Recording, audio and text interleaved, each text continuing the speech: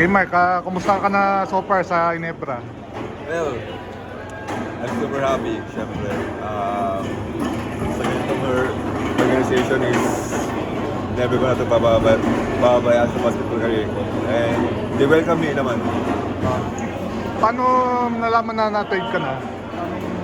Honestly, nasa labas kami ng daughter ko eh. Admit siya sa akin yung PT namin na trade, naglabas ng article yung tiebreaker na trade na ako. So, noong una hindi ko pa alam. Then, tinawagan naman ng agent ko, sabi niya yun, parang waiting for approval na lang. Pero before ba may ano ka na, may narinig ka na rin na lilipat ka?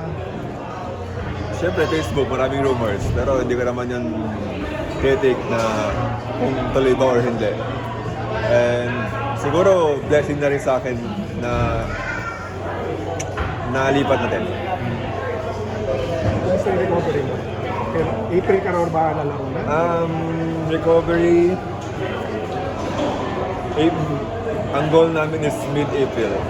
So, nag-aangin na lang kami ng clearance from Doc Alas.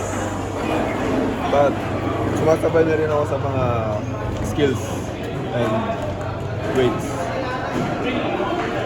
Moving forward, kasi may nagit si Coach Tim kanina na parang plano niya sa'yo, parang maging wing ka rin na player, hindi lang tempo. Wing player.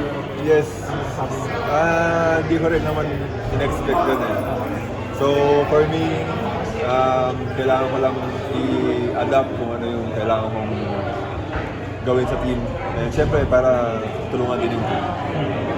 Mark, tatsapan lang ulit ako dun sa question ni Sir Ben. Kasi yun nga, alam naman natin at one point, isa ka sa mga top defensive players ng liga.